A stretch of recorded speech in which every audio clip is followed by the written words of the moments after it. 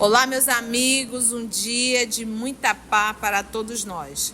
Hoje, exatamente 15 de março de 2024, estamos nós reunidos para darmos continuidade ao estudo do livro Obras Póstumas. Vamos envolver o nosso amigo Tarcísio, que irá fazer a nossa prece de gratidão. E logo depois, hoje, quem vai fazer a leitura é a nossa querida Carla. Esse texto cita várias vezes a Revista Espírita. Esse trabalho é coordenado pela Carla e a Aramita, da Revista Espírita. Então, ela também irá fazer uns comentários desse link da Obras Póstumas com a Revista Espírita. Nossa amiga Lígia hoje está impossibilitada de fazer a leitura, mas ela está bem. Na próxima semana ela dá continuidade. E agora vamos envolver o nosso irmão Tarcísio, que irá fazer nossa prece de gratidão.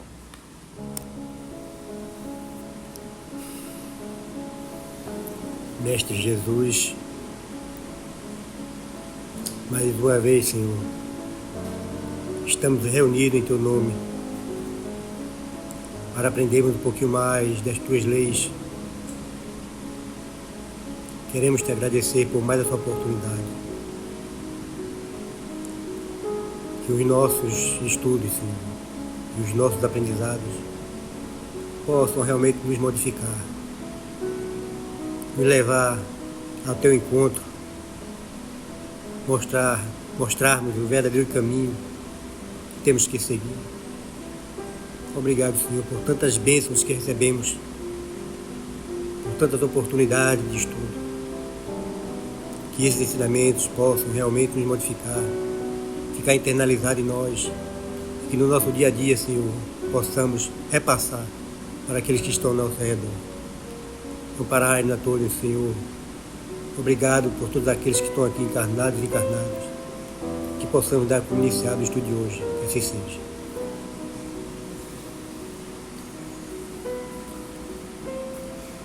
Então é o item 10, Allan Kardec e a nova Constituição do Espiritismo.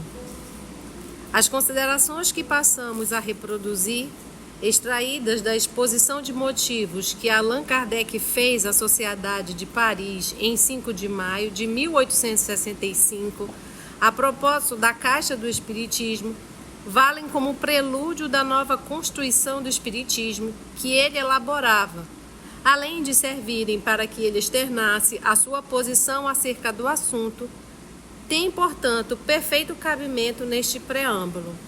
O que eu achei interessante a gente notar é que claramente não é o Kardec falando.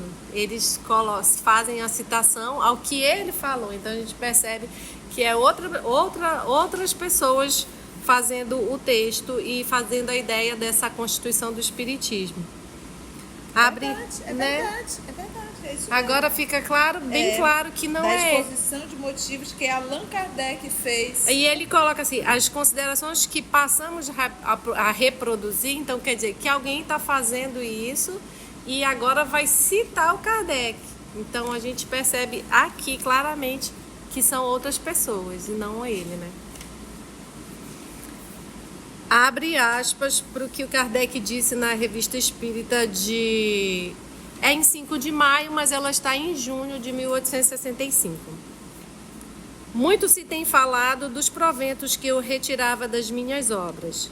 Certamente, nenhuma pessoa séria acredita nos meus milhões, apesar da afirmação dos que diziam saber de boa fonte que eu levava uma vida principesca, tinha carruagem puxada por 4 cavalos e que em minha casa só se pisava em tapetes de Aubusson.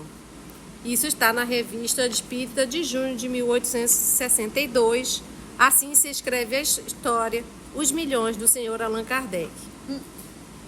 Além disso, e não obstante o que disse o autor de uma brochura que conheceis, provando, por meio de cálculos hiperbólicos, ou seja, exagerados, que o meu orçamento de receita ultrapassa a lista civil do mais poderoso soberano da Europa, visto que somente na França 20 milhões de espíritas são meus tributários.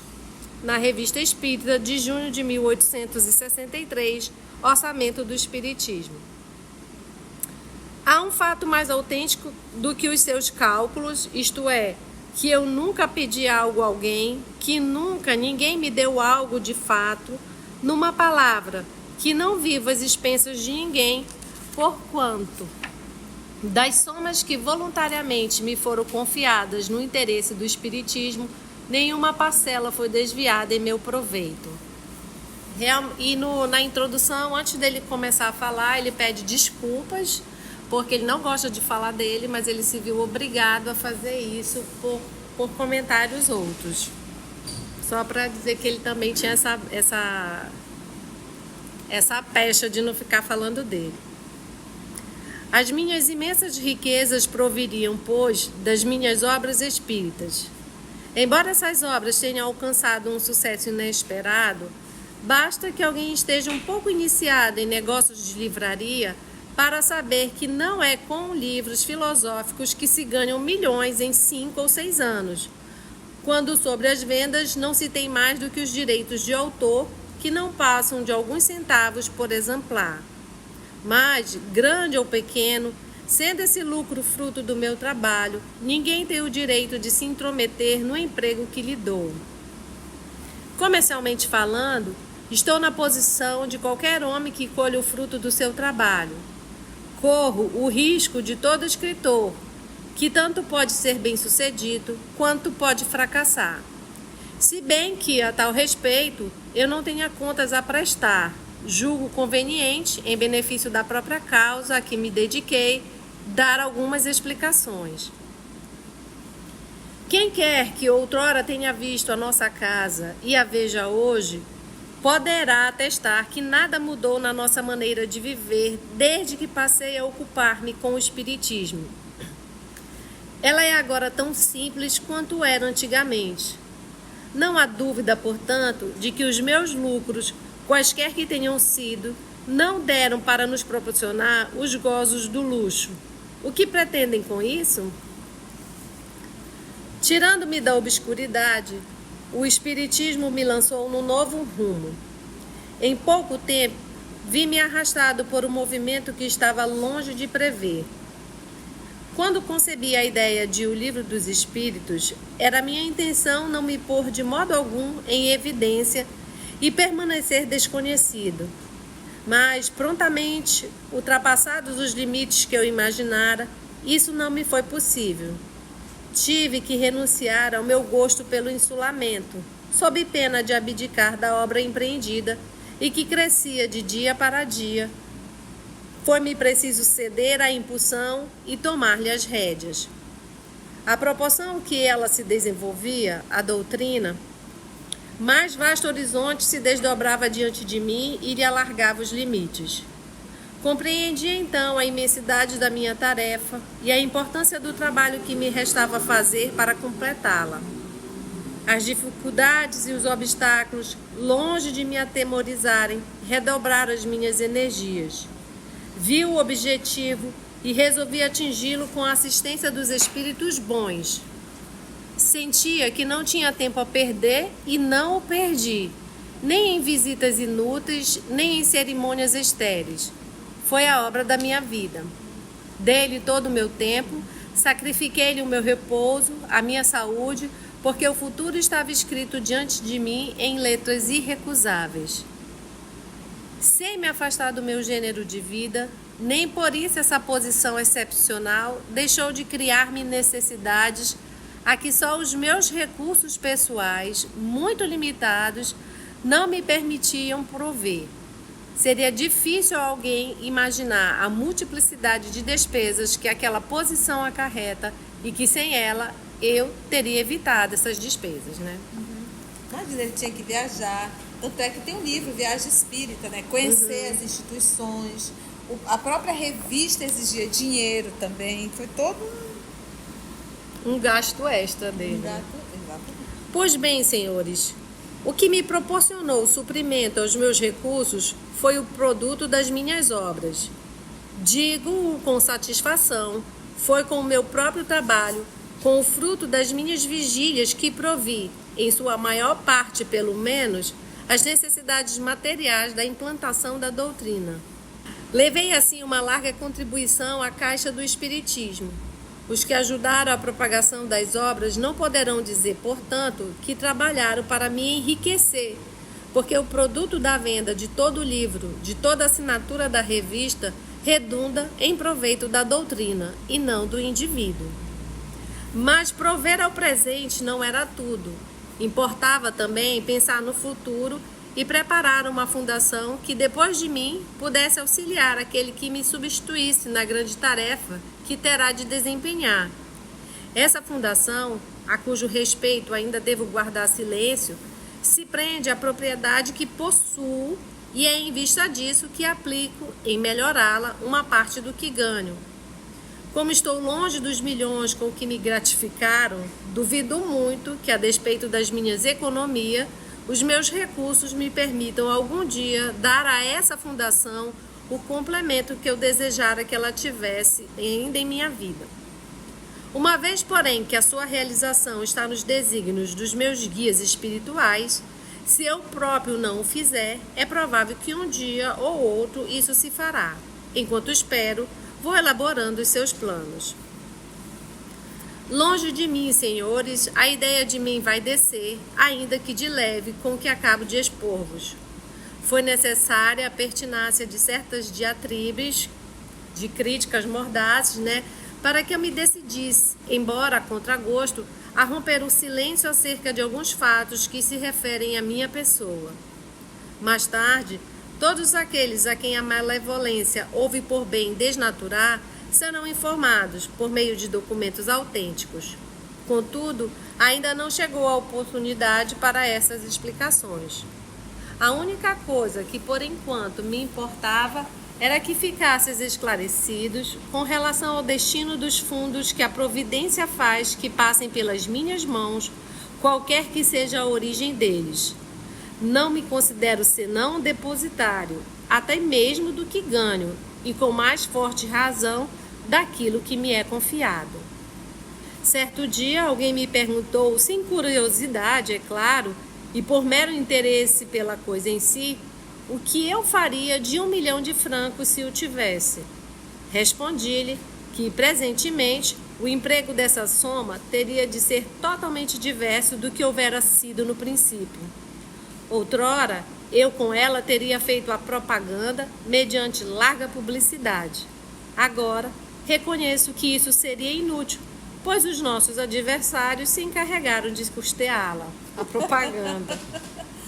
Porque os inimigos criticavam tanto a doutrina espírita. Lembra da história lá do Ato de Barcelona, que mandou queimar todos os livros espíritas que chegaram lá? E ele tentou ainda abrir um processo, porque a família dele é da área jurídica. E aí os próprios amigos espirituais disseram, não faça absolutamente nada, porque essa será a nossa maior divulgação na Espanha. E foi. Então os próprios inimigos, quando tentam falar, acaba divulgando, Acaba dizendo, mas o que é isso mesmo que ele está falando? Vamos procurar saber o que é. Por que queimar essa ideia? Estimular a curiosidade. Estimulava a curiosidade, exatamente. Não me pondo então à disposição grandes recursos, os espíritos quiseram provar que o espiritismo devia seu sucesso à sua própria força. Hoje, que o horizonte se alargou e o futuro se desdobrou, as necessidades que se fazem sentir são de ordem muito diferente. Um capital, como o figurado, teria emprego mais útil. Sem entrar em pormenores que seriam prematuros, direi apenas que uma parte serviria para converter a minha propriedade numa casa especial de retiro espírita, cujos habitantes colheriam os benefícios da nossa doutrina moral. Outra parte, serviria para constituir uma renda inalienável destinada, primeiro, a manter o estabelecimento, segundo, a assegurar uma existência independente àquele que me sucedesse e aos que o ajudassem no desempenho de sua missão, e terceiro, a atender às necessidades correntes do espiritismo sem o risco de auxílios eventuais, como sou obrigado a fazer, uma vez que a maior parte de seus recursos decorre do meu trabalho, que terá termo. Então ele aplicaria o dinheiro nisso. E ele começa na Revista Espírita, eles não colocaram aqui, mas ele fala que, tendo a sociedade e a casa dele, ele ficou com despesas dobradas, porque ele passou a morar na sociedade E tinha que manter a casa também, então era mais uma despesa. E ele queria fazer dessa casa esse lar especial aqui de benefícios, né? Eis o que eu faria, mas se tal satisfação não me é dada, sei que de um modo ou de outro, os espíritos que dirigem o movimento proverão a todas as necessidades em tempo oportuno. É por isso que não me inquieto absolutamente e só me ocupo com o que para mim é o essencial, o acabamento dos trabalhos que me restam por terminar. Feito isso, partirei quando Deus resolver chamar-me. Fecha aspas, e aí ele fala. Ao que Allan Kardec então dizia, acrescentou ele recentemente, e eu não sei aonde ele acrescentou isso. Abre aspas. Quando a comissão estiver organizada, dela faremos parte como simples membro, dando-lhe a nossa colaboração, sem reivindicar para nós nem supremacia, nem título, nem qualquer privilégio. Embora membro ativo da comissão, não pesaremos de forma alguma no seu orçamento, nem por honorários, nem por despesas de viagem, nem por outra causa qualquer. Se nunca pedimos a quem quer que seja alguma coisa para nós, ainda menos o faríamos nessas circunstâncias. Nosso tempo, nossa vida, todas as nossas forças físicas e intelectuais pertencem à doutrina. Declaramos, pois, formalmente, que nenhuma parcela dos recursos de que dispuser a comissão será desviada em meu proveito. Dar-lhe-emos, ao contrário, a nossa contribuição. Primeiro, abrindo mão, em seu favor, do produto das nossas obras feitas e por fazer. Segundo, doando-lhe valores mobiliários e imobiliários. Quando a doutrina estiver organizada pela constituição da Comissão Central, isso aqui eu não sei de onde saiu, tá? E já não tem mais aspas dele, né? Aqui, deixa eu ver. Aí eu já não sei. Parece que é aquela segunda pessoa, né, Kardec, que começa... Quando a doutrina estiver organizada pela constituição da Comissão Central, nossas obras se tornarão propriedade do Espiritismo na pessoa dessa mesma comissão que as gerirá e cuidará da publicação delas pelos meios mais adequados a popularizá-las. Ela também deverá cuidar para que sejam traduzidas nas principais línguas estrangeiras. A revista foi, até agora, e não podia deixar de ser, uma obra pessoal. Não sei de onde ele tirou isso. Não, porque não é. Tanto é, não é pessoal. É universal, né? Não, e além de tudo, lembra quando Kardec começa a revista? Então a gente vê que aqui já não é ele, já vê que já mudou? Na revista Espírita ele diz que a revista Espírita é uma tribuna livre, onde discutiremos, mas não disputaremos. Então não é uma obra pessoal. É uma coletiva, tribuna, né? Coletiva. A revista foi, até agora, e não podia deixar de ser uma obra pessoal, visto que fazia parte das nossas obras doutrinárias, constituindo os anais do Espiritismo. Por seu intermédio é que todos os princípios novos foram elaborados e entregues ao estudo. Era, pois, necessário que conservasse seu caráter individual, a fim de que se estabelecesse a unidade. Por diversas vezes, fomos solicitados a fazê-la circular mais a miúde. Por muito lisonjeiro, porém, que nos fosse esse desejo, não pudemos atendê-lo. Primeiramente, porque o tempo material não nos permitia esse acréscimo de trabalho. E, em segundo lugar, porque ela não devia perder o seu caráter essencial, que não é o de um jornal propriamente dito. Hoje, que a nossa obra pessoal se aproxima do seu termo, nossa obra pessoal, não entendi. Obra pessoal, né? Lembra que Kardec sempre usa, como é que era, Lígia? Plural de modesto. Plural de modesto. Nós. Hoje que nossa obra pessoal se aproxima do seu termo, as necessidades já não são as mesmas. E as obras chegam ao seu termo. E os amigos espirituais falaram a ele que disse, olha, não acabou não, e você não vai acabar agora. Né? Então, Como é que chega ao termo? Como é que chegou ao termo? Né? Não tem, ele mesmo tinha consciência disso. A revista se tornará, como as nossas outras obras, feitas e por fazer, propriedade coletiva da comissão, que lhe tomará a direção para a maior vantagem do Espiritismo, sem que por isso renunciemos a lhe prestar a nossa colaboração. Para completar a obra doutrinária, falta-nos publicar vários trabalhos que não formam a parte menos difícil nem menos penosa. Embora já possuamos todos os elementos para os executar e o programa de cada um esteja traçado até o último capítulo, poderíamos dispensar-lhe maior atenção e ativá-los se já instituída a comissão central estivéssemos livres de outros cuidados que nos absorvem grande parte do tempo. Fecha aspas, comentários do escritor. O primeiro período do Espiritismo foi consagrado ao estudo dos princípios e das leis, que em seu conjunto tinham de constituir a doutrina. Numa palavra, a preparar os materiais ao mesmo tempo que a vulgarização da ideia.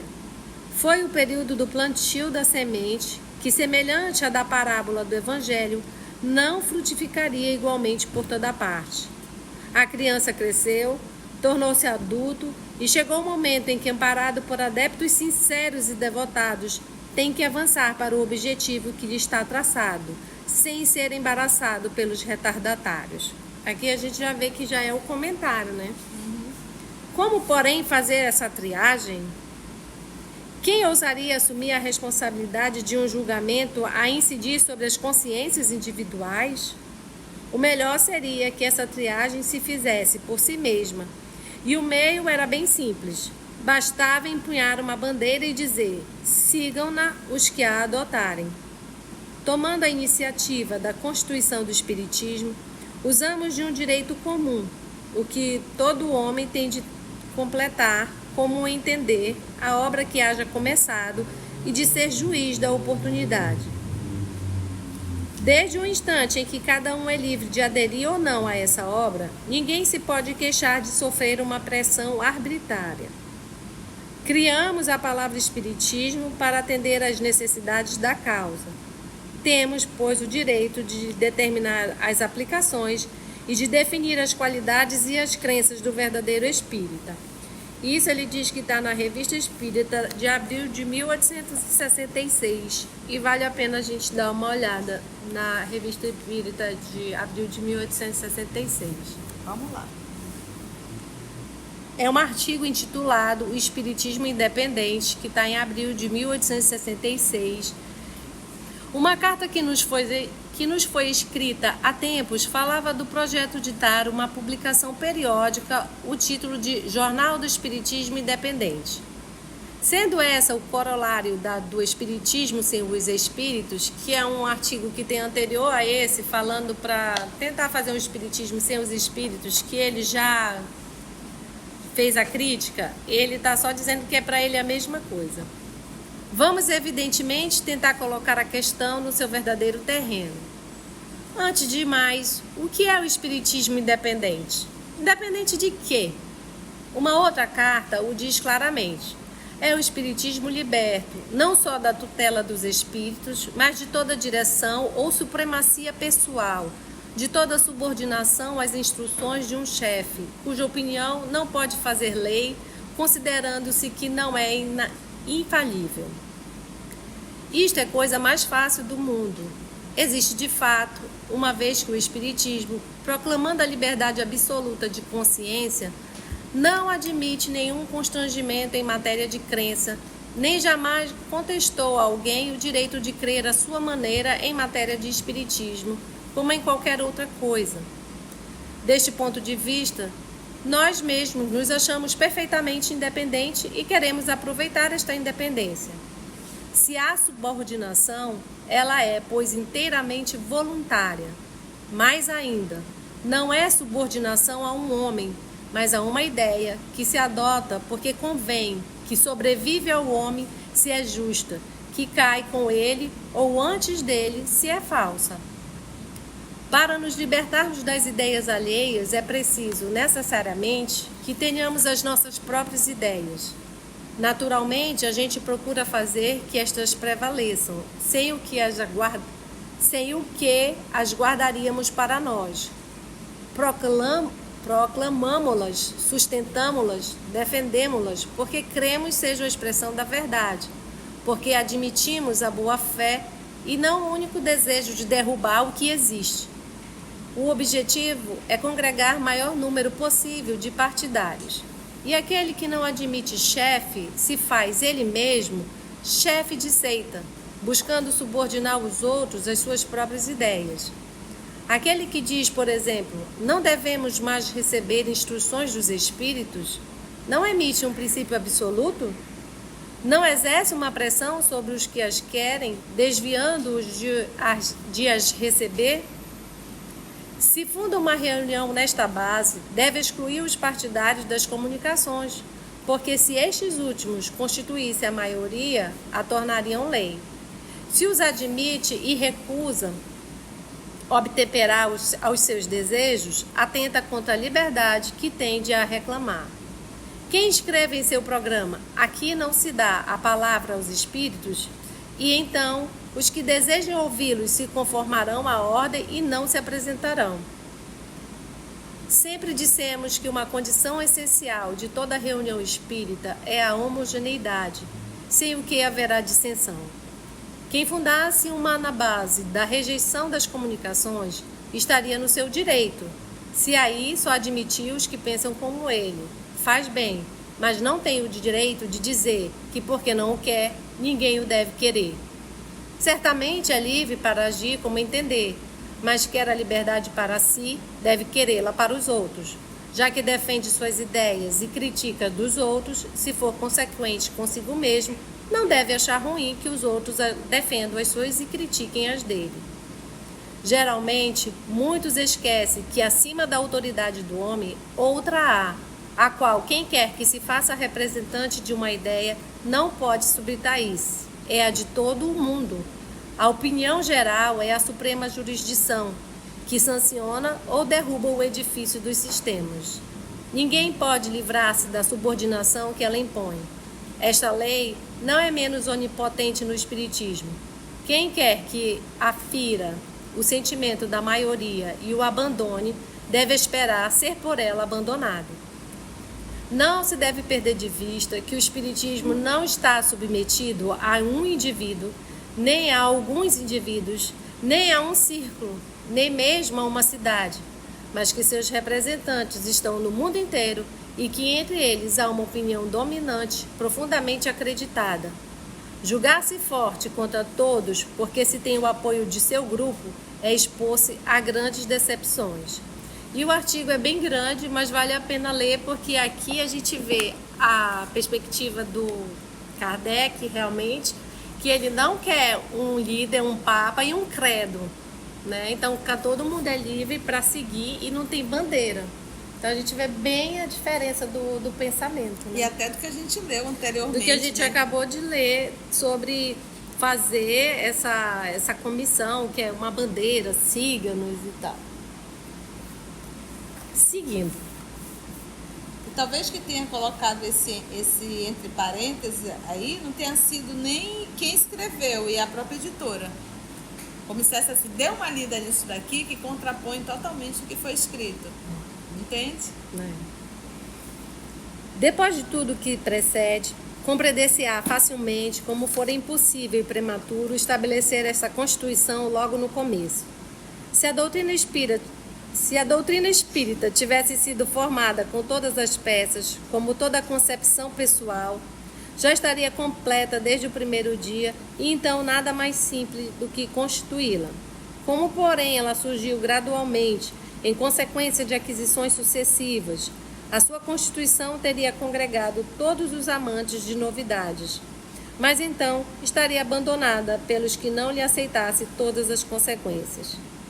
Entretanto, alguns poderão dizer: não estais assim provocando uma cisão entre os adeptos? Abrindo dois campos, não enfraqueceis a falange? Nem todos os que se dizem espíritas pensam da mesma forma sobre todos os pontos. A divisão existe de fato e é muito mais prejudicial, porque pode acontecer que não se saiba se num espírita está um aliado ou um adversário. O que faz a força é a universalidade. Ora, uma união franca não poderia existir entre pessoas interessadas, moral ou materialmente, em não seguir o mesmo caminho e que não perseguem o mesmo objetivo. 10 homens sinceros, unidos por um pensamento comum, são mais fortes do que 100 que não se entendem. Em tal caso, a multiplicidade de vistas divergentes tira a força de coesão entre os que desejariam andar juntos, exatamente como um líquido que, infiltrando-se no corpo, se torna um obstáculo à agregação das moléculas desse corpo. Se a Constituição tem por efeito diminuir momentaneamente o número aparente dos espíritas, terá, por outro lado, como consequência inevitável, dar mais força aos que caminharem de comum acordo para a realização do grande objetivo humanitário que o Espiritismo há de alcançar. Eles se conhecerão e se estenderão as mãos de um extremo a outro do mundo. Além disso, a Constituição terá por efeito opor barreiras às ambições que, se viessem a impor-se, tentariam desviá-lo em proveito próprio. Tudo está calculado com vistas a esse resultado pela supressão de toda autocracia ou supremacia pessoal. E assim finalizamos o estudo de hoje. Recomendo vivamente a leitura de abril de 1866. Se você chegou até aqui o final, deixa seu comentário. É muito importante a gente poder ler o teu comentário. Não esqueça de curtir para que possa divulgar a página, dar o seu like, né? E, se possível, faça a sua inscrição no nosso canal e toca o sininho. Porque quando você toca o sininho, o YouTube avisa para você quando o EOS publicar um novo estudo. Então, receba um grande abraço da família EOS Manaus.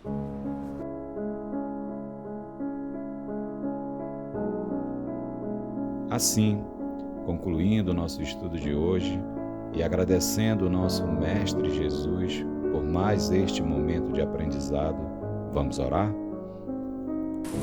Esperamos a ajuda dos amigos espirituais para entender, para nos clarear as mentes sobre essa leitura.